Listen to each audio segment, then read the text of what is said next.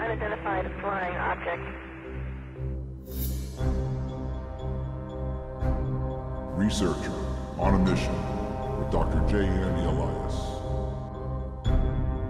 We have an unidentified flying object.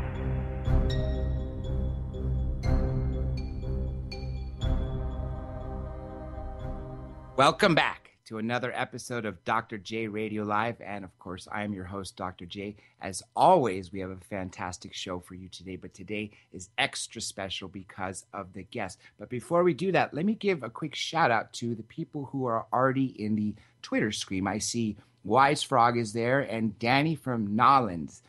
Bless both of you for joining the show, and anybody sending tweets during the show with hashtag DM Talk, of course. We will get those comments out there.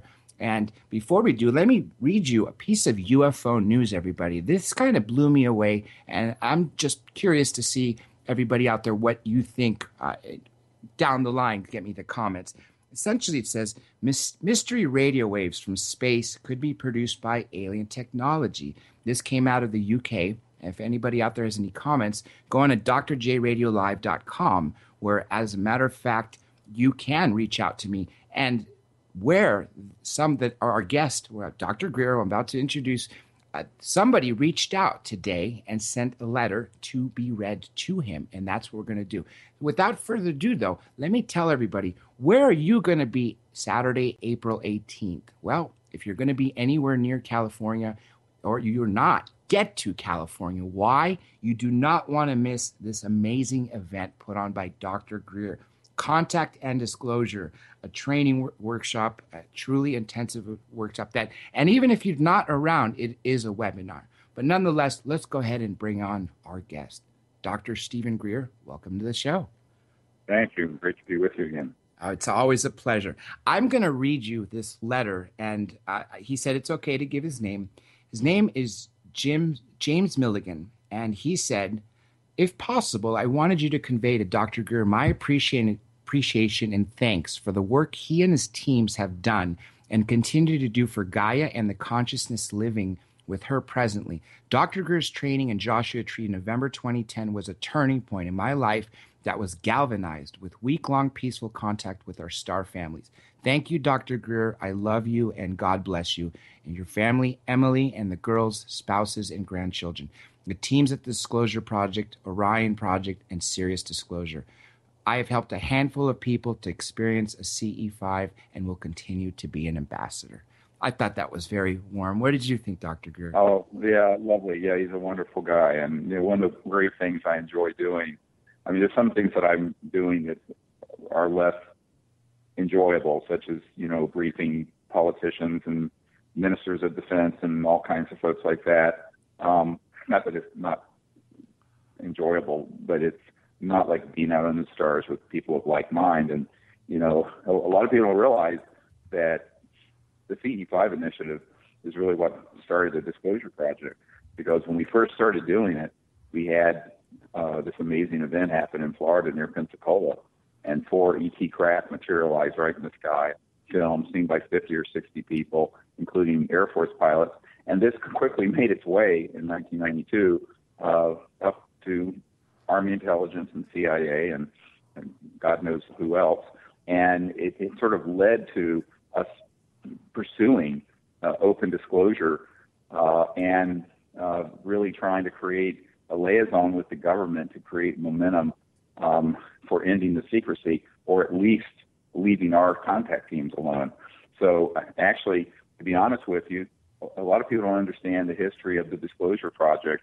It was started by a man approaching me who was in the military, who lived in Florida, who knew about these contact events, and that it was working. And his concern was, as they say in the military parlance, deconflicting what we were doing with any military operations. In other words, so that we wouldn't be interfered with by any ongoing military operations. And so he's the one who sort of suggested we start meeting with and briefing people in Washington and the Pentagon and elsewhere.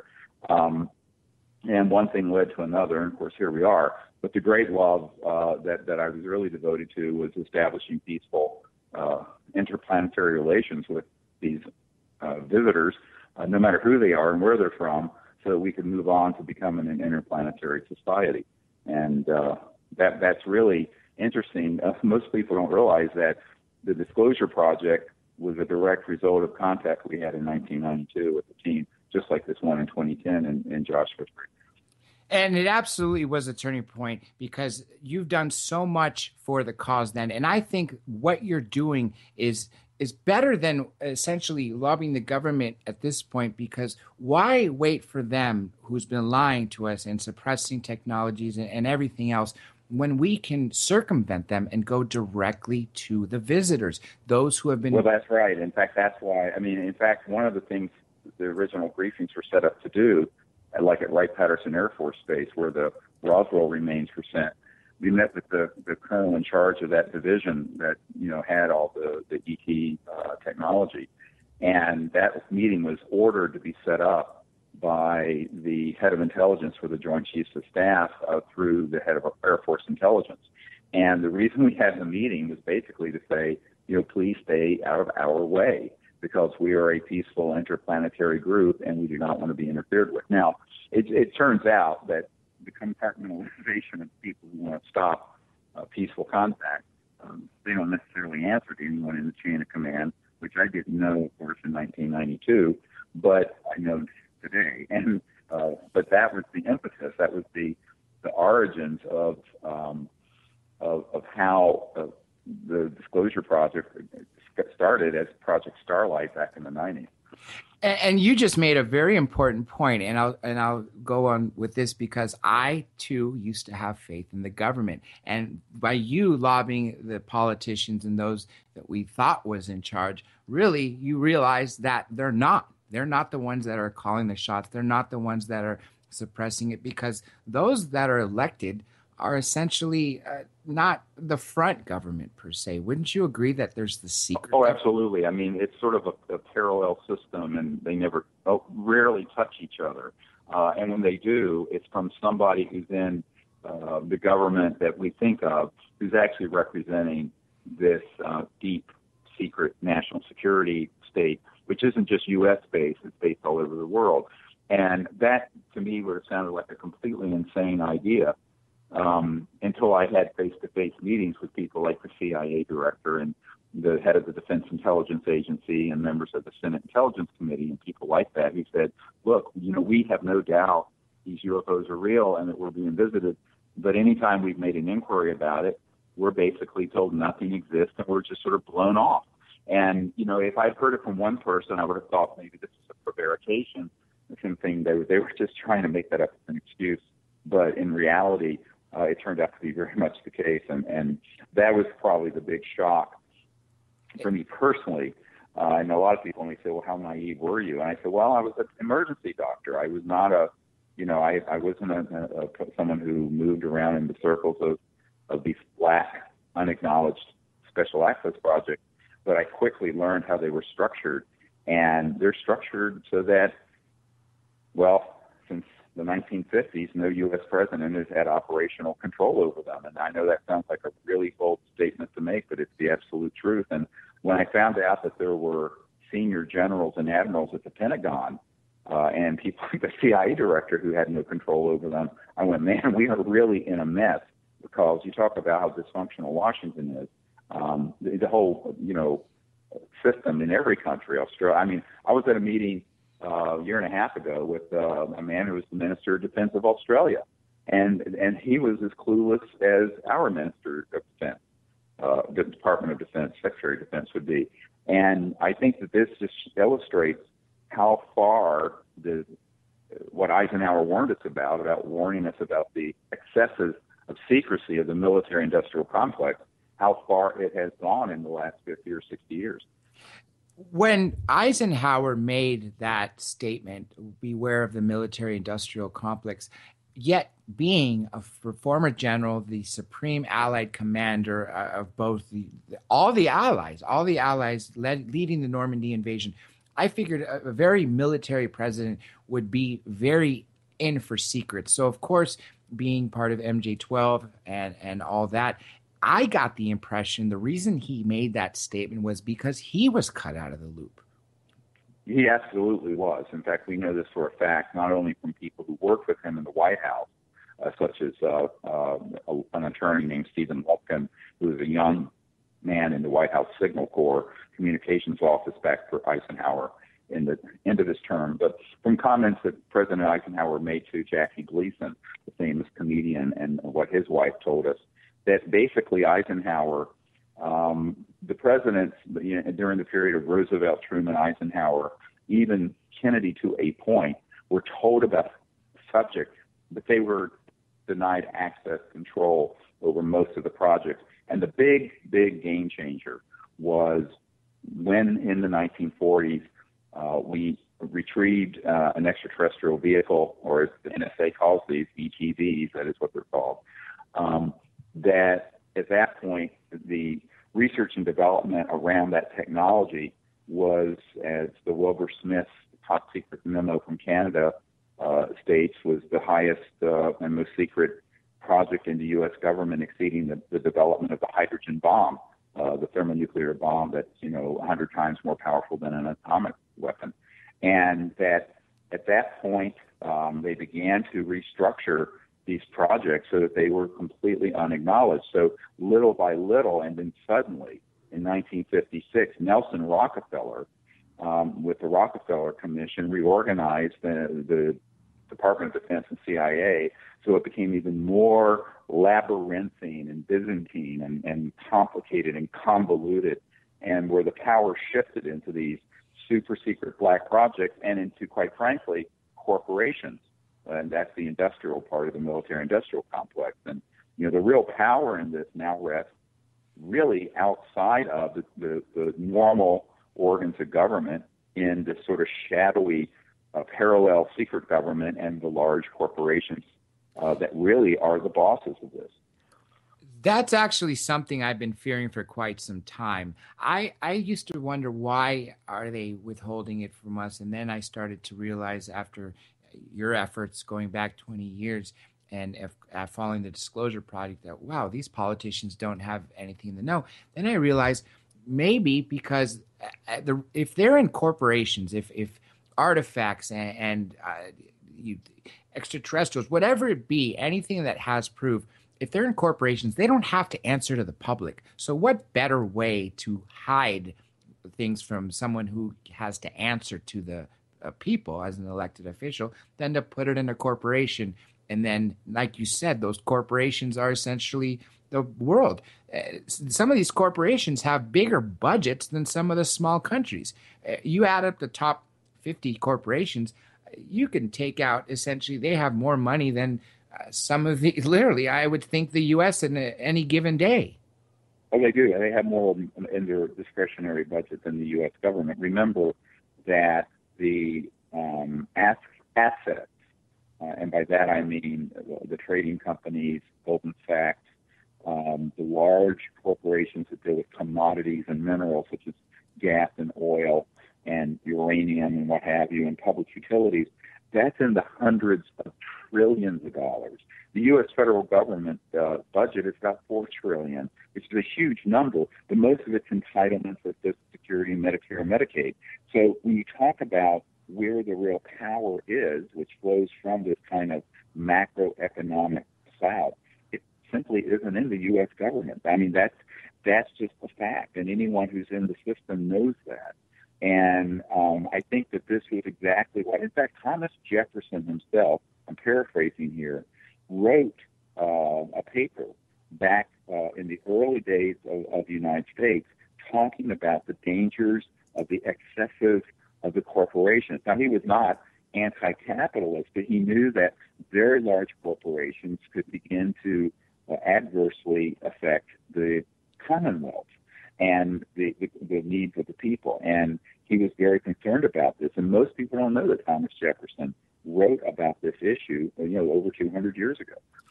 And then after that, Abraham Lincoln, I believe, I don't know if it was 1863 or 1865, it could have been 65, right before his death, that he essentially echoed the same thing, the danger of corporations. And to me, I think that might have been the tipping point when these corporations started gaining power. Do you feel that way, or do you think it happened closer to the last 50, 70 years per se? And I think it's been a process that's been going on for 150 years, but when it really accelerated was in the World War II era and the post-World War II era.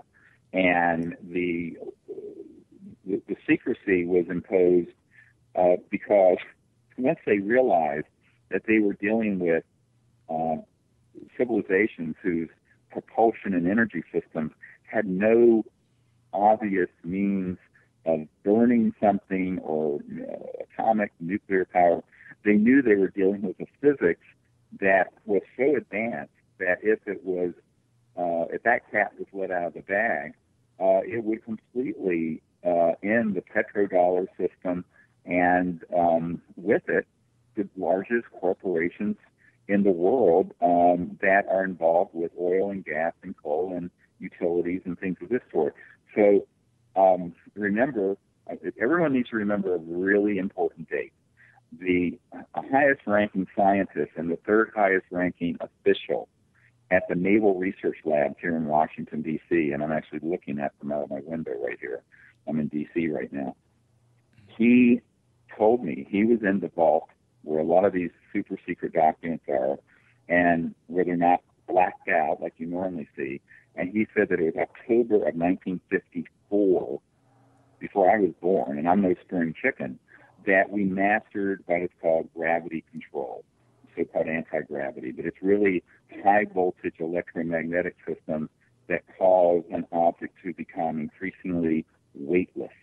And that's why you see these UFOs moving like they do, where they're moving along. And by the way, we have videotape of this I'm going to show at this April 18th event in Glendale, Arizona, where we made contact and an object lifted right up from the field in front of us at Mount Shasta and makes a turn and it literally dematerializes and goes out into space. It's the most amazing bit of footage anyone's ever seen. And I was there in a CE5 event, but when you think about what those technologies would mean for the big financial interests, not just in the United States, but all over the world, and those folks are the ones who really call the shots. And unfortunately, this is why the interests of the people of the earth and the people of the United States have been run amok over by all these powerful interests who are much more powerful than anyone at the White House or in Congress. And, you know, having been the person who have met with so many members of Congress and heads of state and people like this, what you find is that when they hear about what this issue really is, they just sort of go, wow, this is too big of an issue for me to even want to deal with. I've had senators say, look, this is too big of an issue.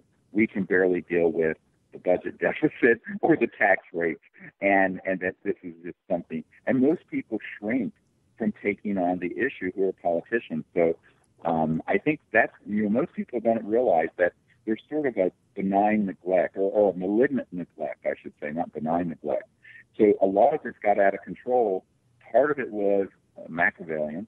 Part of it was by design, but part of it is by the passivity of the representatives of we the people, which is really unfortunate. This is why I still say they need to hold these hearings and the president needs to be involved.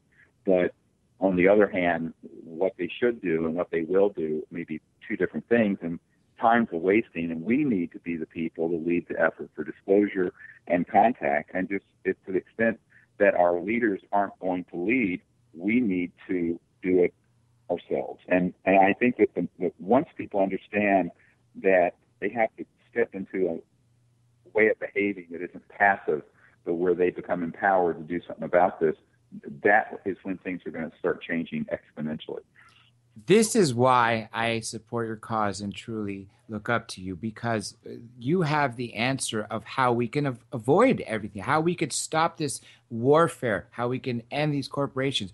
All we have to do is circumvent them and get to the actual visitors. Now, you mentioned you're in D.C. When we were on last time, you were just about to go to D.C. What happened at that event? Yeah, well, this was just this past Sunday, so it was just 4 or 5 days ago, and we had a wonderful group of people here from all over the country, and it's going to be available as soon as our film guy can edit it and get it up on our site on Vimeo. So if you want to find out about it and see it, it will be available soon. Now, soon may be a month or so, because the guy who does our filming is what he does just sort of on the side. So we don't have a big studio doing this quickly. But you can sign up at SiriusDisclosure.com. It's SIRIUS Disclosure.com, which is our website. And we will notify people when this is available. That entire 4.5 hour event is going to be available, where I go into all the details of who's involved in the secret government, how it's been structured, and also what the history was of the Disclosure Project that most people have absolutely never heard. I mean, just one little example. A lot of people don't know that the early days of the Disclosure Project, which was called Project Starlight, was kicked off at a meeting that was held in California near Monterey at a Philomar, which is a retreat center, that had cosmonauts and KGB agents and Edgar Mitchell and everyone else. And this was in 1995. And there is a letter that we wrote to the president, who at that time was Bill Clinton, that was actually went straight to him, delivered. And that was all these people saying that the president needed to take executive action to end the secrecy. And some of these documents, by the way, a lot of them are in my first book, Extraterrestrial Contact, The Evidence and Implications. But they also got out on the internet because the Associated Press sued the Clinton Library for them, and they were released a couple of years ago. But a lot of this work that went on between 1992 and 2001, when we kicked off the Global Disclosure Project event at the National Press Club here in Washington, was really our wanting to offer the constitutionally empowered authorities to handle this. But one by one, we discovered, from the president to senior committee chairman in the Congress, to the UN Secretary General, who I briefed, Boutros Ghali, to people in Great Britain and Japan and other G7 group of 7 powerful economic countries. No one wanted to deal with this issue. And so that's why we went public. But we had to first prove that we had offered it to the legal authorities. And once we proved 2 things. One is that they wouldn't act, and 2, that the projects were illegal and were lying to the president and lying to members of Congress. Therefore, they were illegal projects. We then wrote a letter to every division of the U.S. government and said, look, these are illegal projects, and unless otherwise directed, we're going to disclose top secret documents, testimony from people who signed national security oaths, and they are free to do so because the projects that are involved in this particular issue are themselves illegal rogue operations. And no one to this date in 2015 has ever contacted me and said, you are wrong in your assessment. In fact, one person after another said, you are absolutely right. And if it ever went to a court of law, we would prevail. So that's actually how I got all these top secret military guys and women to step forward en masse in 2001. And, at our website, SiriusDisclosure.com, you can see 5 or 6 dozen of these people's testimony on our website. And I tell people that, they've been viewed by hundreds of millions of people all over the world. And I think one of the big problems, from the point of view of the mainstream media, which is so corrupt, people say, oh, well, disclosure hasn't happened. But from the point of view of the public, more than half the public believe that these UFOs are real, and some aspect of the government is lying to us about it. And that's why people like Jimmy Kimmel and others keep asking, Clinton and Obama, well, didn't you look into this? And, of course, they always say some silly thing. But the truth is they have to be silly about it because they don't want to admit that they're the emperor that has no clothes. They don't want to admit that, they're allegedly the most powerful person in the world, but on the most important topic in the world, they're completely out of the loop and out of control. Isn't it sad that you that our politicians know so little. Going back earlier when you mentioned the CIA director, you had to brief them. I mean, that's great that you know that much knowledge, but it's sad that our own politicians are cut out of the loop. That's just a scary thought, and to me is one indication that our country and those global elite that are controlling all the allied countries are really taking us down the drain on purpose, it seems. Well, they are. I mean, there are multiple agendas that are operating, but part of it is they're afraid of, I should say they're terrified of a change this big, because we're really, if you look at our society, both in terms of our paradigm, our knowledge, our educational system, our fundamental technologies for energy and travel, we're locked into 1800s. Everyone thinks we're so high tech because we have a smartphone, but look at your automobile, look at the steamships, look at the jet engines. I mean, this is all burning stuff and exploding stuff, which is, anywhere from 70 to 150 years old. And it's one of these big stories that never gets told by the mainstream media, because it's sort of like the frog being boiled in the pot where the temperature's going up slowly. It doesn't even notice it till it's cooked. And most people don't realize the reason we're having such problem with our climate and so many geopolitical problems in the Middle East because of the oil issue, and we're having so many other issues, is because we have stopped what would have been the natural evolutionary process of discovery and science and technology and social evolution, and frankly spiritual evolution, that would have attended our becoming what Michikaku calls a level 1 civilization, meaning a peaceful global civilization that isn't damaging its biosphere to exist. We're a level 0 civilization. We haven't even reached that yet. But the reason we haven't reached that yet is that these very powerful interests know that this would be a change that would relegate them to relative obscurity. And by that I mean it's sort of like people who, were really invested in horse and buggies. Well, there are a few horse and buggies in the world today, but they're really not the dominant mode of transportation. And that's what we would be looking at. And so, when I was in Australia about a year and a half ago, the topic of the conference there was 120 world leaders there, was from disruption opportunity.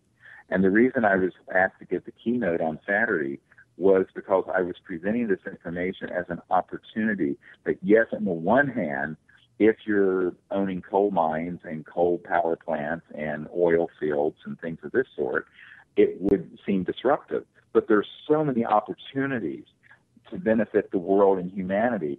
But the people who have the real clout, the power, really don't want to see this change happen. And I think, because of that, everyone on planet Earth is suffering in ways they don't even understand. They don't understand why we're still driving on surface roads instead of floating over the countryside in anti-gravity devices, which we could have had in the 50s and 60s. So this sounds like sort of a pipe dream. I said, no, it's not. It's just that it's something that, like the George Jetson cartoons, most people think that's just a joke, but it isn't a joke. We really could have a civilization of free energy, no surface transportation, the elimination of poverty, and within 20 years or so, there would be nothing on the planet like the kind of abject poverty and struggles that we see today, because there would be so much abundance. But that power would be decentralized. It would shift from a handful of global oligarchs and kleptocrats who have seized power for themselves to the people, because every home and every vehicle and every village would have its own source of energy. So you would decentralize the global economy, and with it, the power that flows to a really relative handful of individuals and corporations that they hide behind. So I think this is really the next big revolution that has to happen. I mean, it doesn't need to be violent, but it needs to be a revolution of thought and idea and technology and social development, and dare I say, spiritual development. not necessarily religious, but spiritual development, where people then can live, if they're not in such great poverty, begin to pursue the development of higher states of consciousness and other pursuits besides trying to eke out a living working 60 hours a week. By the way, the average work week, I predict, when all of this comes about, will shrink to 15 to 20 hours a week. So people will have so much leisure time to do other pursuits and development. Thank you for bringing up the cars, because I've been saying that for quite some time. Here we have iPhones, which I know is nowhere near the technology that they're hiding from us, and yet we're using 150-year-old technology, the internal combustion engine. And someone made another argument with me. It's not 150 years old. The Chinese were burning chemicals to launch rockets 1,000 plus years ago. So why are we stuck in that level? And that just boggles my mind. And it just seems, as you mentioned, that these oligarchs out there just literally are killing us in the name of greed. They don't care to kill the planet. Isn't that sad? Why don't they care about their own children and their great-grandchildren and all their ancestors down their family lines? Do they really want a planet to not exist for them? Because it seems... Well, I think the thing is that you look at a lot of these people, and we're looking at the next quarter or the next decade or the next maybe 20 or 30 years. They're not looking long term. And, in the Cherokee, my grandmother was Cherokee Indian. And in that tradition, you're supposed to think of, 20 generations into the future. And with everything you're doing. But at this point, we really need to be thinking of 20,000 generations into the future, because I think we're entering a period where if we get this right, it'll establish a foundation for hundreds of thousands of years of enlightenment and development on this planet. However, these are folks that when you meet with them, they're sort of being, it's like Elie Wiesman said, there's sort of this, who survived the Holocaust, there's sort of this banality of evil, where they're really just, their minds are so small and so pinched. And as George Bush Sr. said, he didn't really have the vision thing. They're not thinking this way. They're thinking, how do we keep, everything status quo the way it is now and not rock the boat? And, it's funny, one of my military advisors met with an admiral who actually was involved in these covert projects. And he brought this issue up, and the admiral said, look, and by the way, this admiral was in charge of CONUS, Continental United States Security, Inuit. And he said, look, he says, you're absolutely right. It's a mistake. All of this is secret, but this is the way it's been. And I just want to retire from this command and go fishing at my place in Montana or Wyoming or someplace out there. He really didn't want to deal with these big issues. And so there's sort of a lethargy and a lack of vigor. And that's why, when you look at people in these very powerful positions, I always say it's unlikely that they're going to tackle this issue. And this is why the average person on the street, the average citizen of the United States or United Kingdom or Africa or wherever, needs to learn about it and take this under advisement and change things for themselves. It's almost never has happened in the history of the human race where big, huge, ethical changes have occurred from the centers of power. Usually the center of power resists change because they are happy with the status quo because they're in power. It's axiomatic. And so I think we have to know that and realize that this is why it really falls on we the people to do it. And we can do it. People united against all kinds of tyrannies have prevailed in the past, and this is one we need to unite and create an entirely new civilization based on this knowledge and these technologies. And it's something, frankly, it's why I left my medical career. The joke in with my friends and family are that, I used to save lives as an emergency doctor, one person at a time, or maybe three or four. And now, we have to unite as a people and figure out how to save the life of Gaia, the Earth, and not destroy her and her 7 billion children.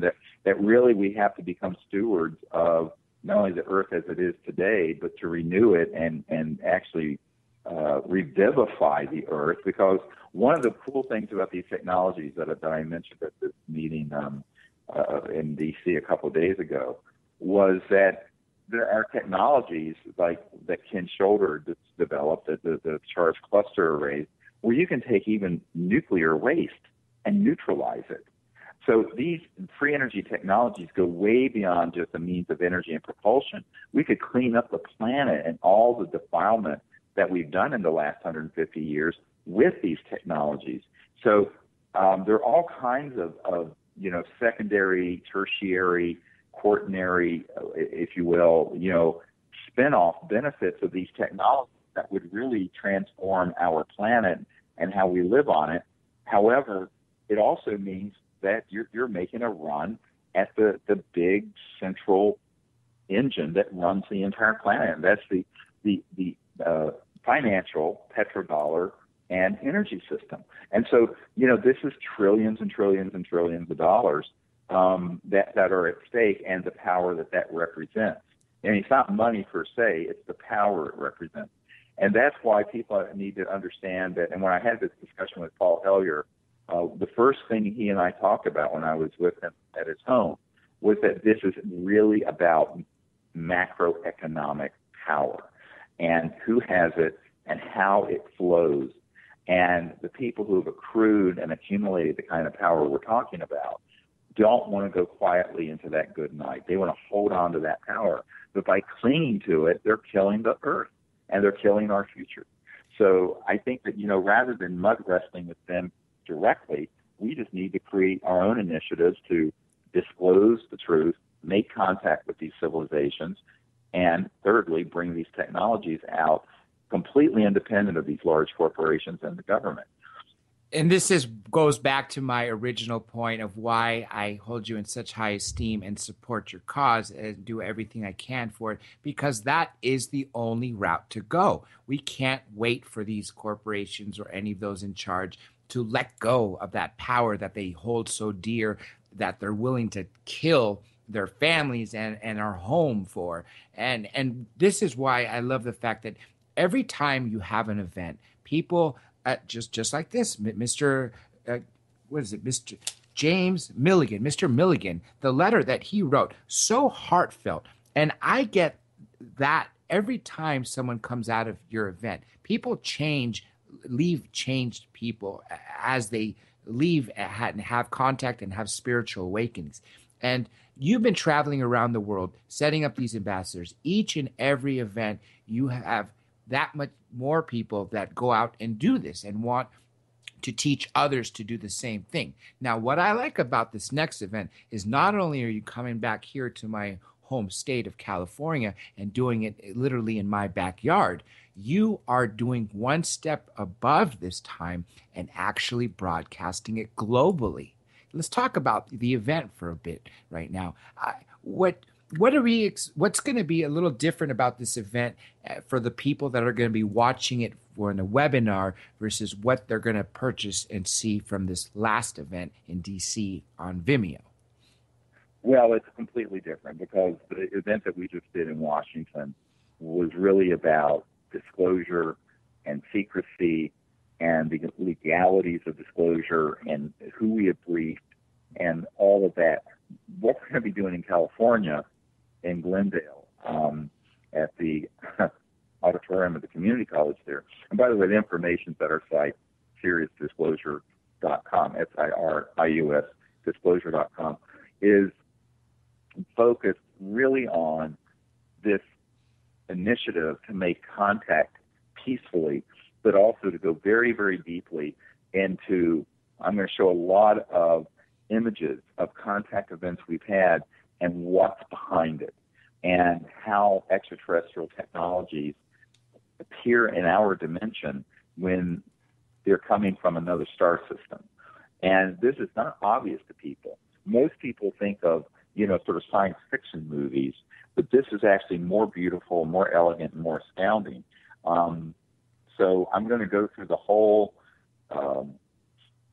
constellation of types of events that have happened and then make the transition to the central role of consciousness and thought interfacing with these civilizations. Because, here's a news flash to all the UFO folks who want to kick the tires on an extraterrestrial spacecraft.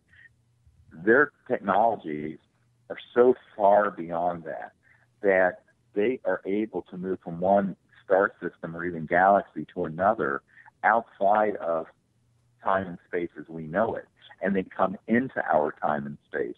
But their communication systems, as well as their guidance systems on those craft, are interfaced seamlessly with the not only bioelectric film of the ETs, filled of the ETs on board, but their thought. So if you want to guide the craft, you think and direct it, and it goes there. So the guidance system, if you can imagine, is sort of a cosmic GPS, is linked into thought and consciousness. Now, people say, oh, my God, that sounds so out there. I said, well, what do you think they're using? They're not using electromagnetic waves that are at the speed of light, because you can't use those. I mean, if you're traveling from 2.5 million light years away from the Andromeda galaxy, which is the closest galaxy to ours, it would take you 2.5 million years to get a signal here, and another 2.5 million years to answer back to your home planet if you were in a starship. You're dealing with trans-dimensional technologies, and that's going to be the really central focus of these 4 hours of the webinar that people can see anywhere in the world and sign up for it or be there in person. And then afterwards, I mean, the event starts at 2 p.m. Pacific time and goes till 6. And then afterwards, there'll be sort of a meet and greet and a book signing I'll do for anyone who has a book. We're not going to be selling books there, but people have gotten them on our website store, and then I'll sign them and meet with folks. But that's going to be going on April 18th at the Glendale Community College. And the reason I want this to be something that leaves a sort of concise record is so people really understand what the principles are of making contact and why understanding consciousness and mind and thought is so central to it. It's not a spurious concern. Now, of course, people who are very, shall we say, linear in their thinking are appalled that I broached this subject. But, even J. Allen Hynek, the Dr. Hynek, who was the head of the Air Force Blue Book and then defected and he talked openly about how mind and thought and consciousness was involved somehow in contact with these civilizations, which is why Steven Spielberg portrayed it that way in Close Encounters of the Third Kind. Dr. Hynek was an advisor to the biggest film in history on this issue, which is Close Encounters of the Third Kind, that Spielberg did. And what people don't understand when they kind of look at UFO reports is that often the UFO community sanitizes and takes out these, so we call them what Dr. Hynek called high strangeness events. Things like someone thinks to the spacecraft and it moves to the right. So they're asking it to move to the right. They don't even say it. They think it. So what is that? Now, we documented this back in 1990. And then Dr. Richard Haynes at NASA wrote a book called Close Encounters of the Fifth Kind at my suggestion, where he took a lot of the cases I had found and some others and showed how these ET craft interface on that level. So we're dealing with such advanced technologies that we need to kind of step out of our own cultural bias of smartphones and radio and TV signals and realize we're dealing with civilizations whose technologies are thousands and I think in some cases millions of years technologically more advanced than ours. So we have to take a very wide view of this and have a very open mind and begin to look at what the evidence is. And the evidence is that these civilizations are using technologies that cross out of 3-dimensional space or 4-dimensional space-time into these other dimensions, not only to travel from one point to another in a non-linear way, but also to communicate. And so if we want to make contact, we have to understand the science of consciousness and thought and mind and all the weird, perhaps, some people, strange ways that contact will happen. And I think that, for me, is the most exciting discovery that anyone can engage in. And what's wonderful about it, anyone can do it. You don't have to be, at Arecibo with a radio telescope that costs $100 million. You can do it anywhere by understanding the principles of thought and meditation and remote viewing, and how to then see distant points in space and communicate and see these spacecraft and their occupants. That's what the focus is going to be at this event in California.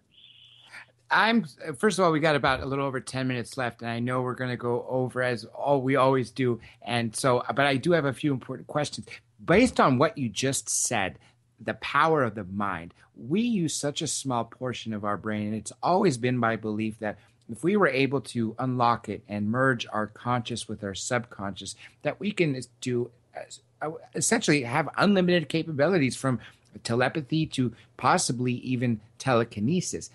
Can you talk a little bit about the power of the mind and thought? Obviously you referred to the fact that these extraterrestrials are able to control their ships. They don't touch dials, as you mentioned. They use their minds, and we are able to tell them to, with our minds, vast distances to move or blink or show themselves. That to right. me, and even appear right above us. I mean, one of the beautiful things that people will see as I go through these videos and photographs that we have, I mean, we'll be sitting in a circle, and there'll be a ribbon of light that'll come into the group and wrap around the group and then go up someone's spinal column into their head, and we have a photograph of it. And people go, what? What the hell is this? I said, let me explain what it is. So, I mean, I know we don't have time tonight to go into all this, but that's what I'm going to try to cover in these 4 hours in California. Now, obviously, when we have a whole week with people on these expeditions, you can really go into it in even more depth. But my goal of this event in Glendale on April 18th is for people to leave with a sense of not only what is behind the science and technology of consciousness, thought, and transdimensional electromagnetics, but how to use it, what to do, how do you go out as a small group of people and begin to practice it.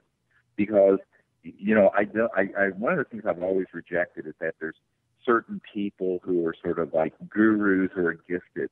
I think anyone who is awake and has thought can learn to be centered in their silent awareness and utilize thought and expand awareness into this what's called non-local or boundless infinite field of consciousness.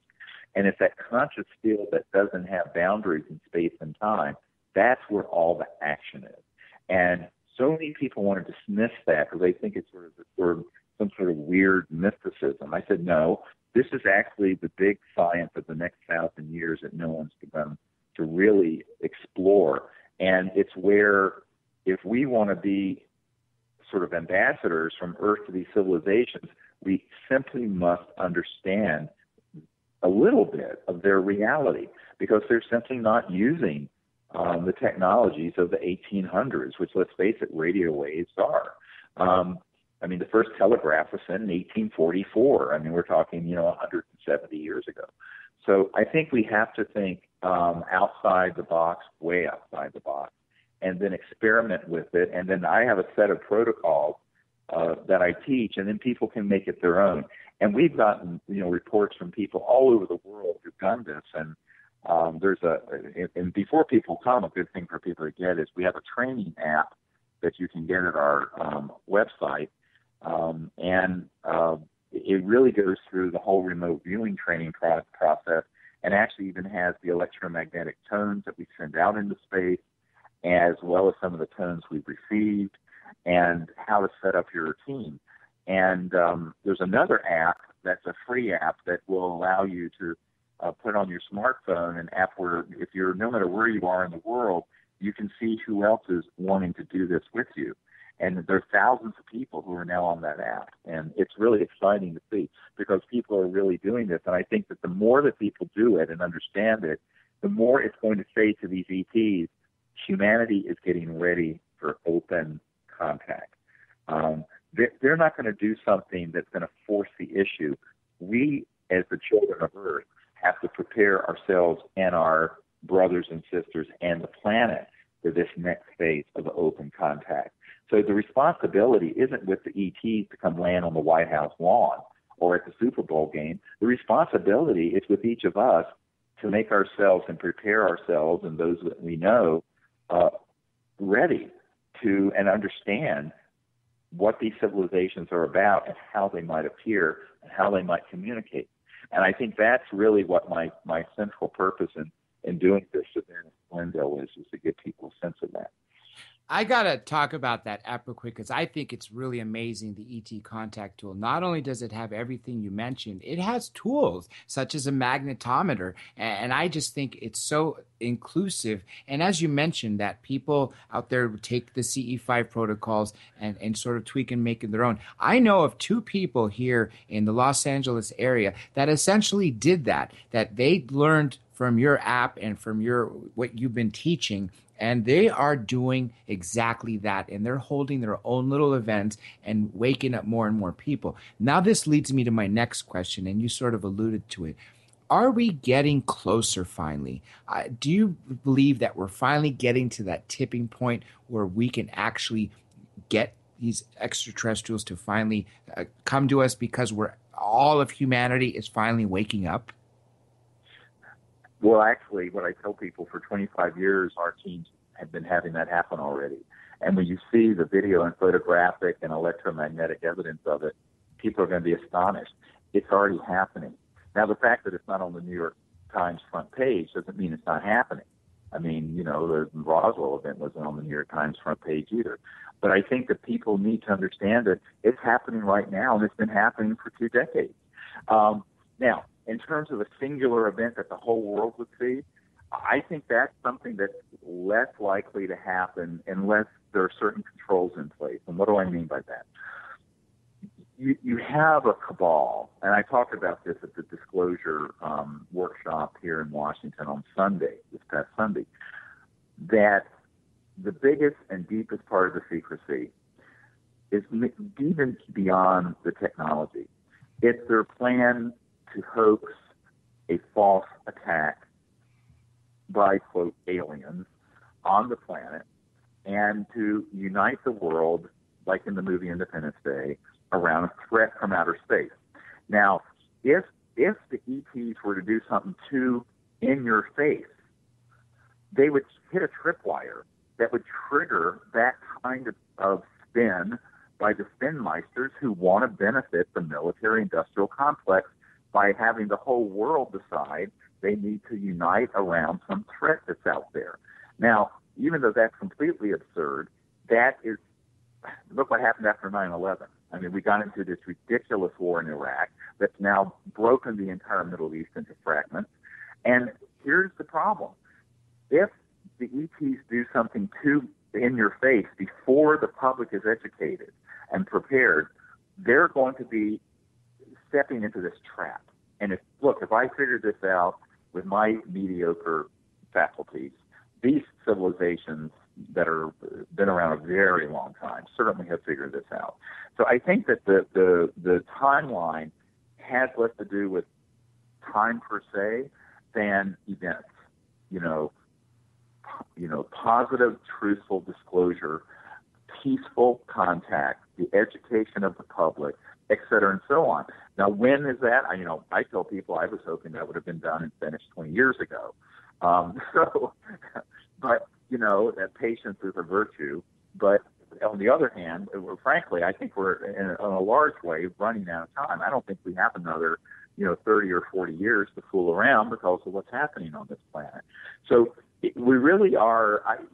I'm working on my 5th book right now, and I'm entertaining a title called The Last Generation and the First Generation, meaning that we're the last generation that can live in this old way of thinking, but we're the first generation that can establish an entirely new era, an entirely new civilization based on this information and knowledge and consciousness. But the time for doing that, there's a window open. We have to walk through that window and move through that door because the Earth has her own timeline. I mean, how long is the Earth going to allow 7 billion people destroying her biosphere unnecessarily. So at a certain point, there's going to be blowback. Now, I'm not trying to sound apocalyptic. I'm just simply saying that there's a natural consequence to delaying the development of a civilization as much as we've been delayed for 100 years. And it is 100 years that we have been delayed. So these are the kind of issues that people need to take seriously. And open contact with these civilizations is in a large part dependent on a whole lot of issues getting resolved properly by the people. And unfortunately, I honestly don't think that the governments are going to do much about it in advance. I think we're going to have to take the bull by the horns and do it ourselves.